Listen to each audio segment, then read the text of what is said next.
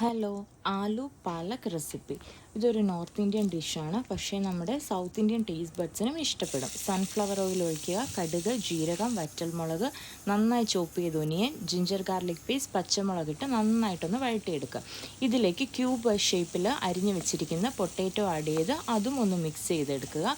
ഇനി ഇതിലേക്ക് നമുക്ക് കുറച്ച് ഉപ്പും കൂടെ ഇട്ട് കുറച്ച് മഞ്ഞൾപ്പൊടിയും കൂടെ ഇട്ടിട്ട് ഒന്നുകൂടെ ഒന്ന് സോട്ട് ചെയ്തെടുക്കാം.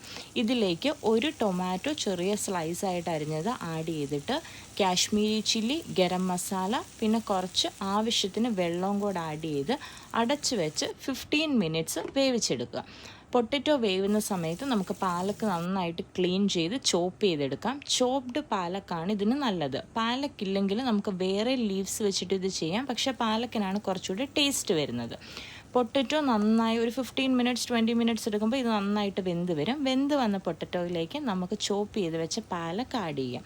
പാലക്ക് ആഡ് ചെയ്തിട്ട് ഇളക്കേണ്ട ആവശ്യമില്ല. ഒരു 3 മിനിറ്റ്സ് അടച്ചു വെച്ച് കഴിയുമ്പോൾ പാലക്ക് തനിയെ അതിലിരുന്ന് വെന്ത് നല്ല സോഗിയായിട്ട് വരും. ആ സമയത്ത് നന്നായിട്ട് ഇളക്കി വീണ്ടും നമ്മുടെ മെയിൻ ഇൻഗ്രീഡിയൻറ്റ് കസ്തൂരി മേത്തി ആഡ് ചെയ്ത് അടച്ചു വെക്കുക. നല്ല ടേസ്റ്റി ആലു പാലക് റെഡി.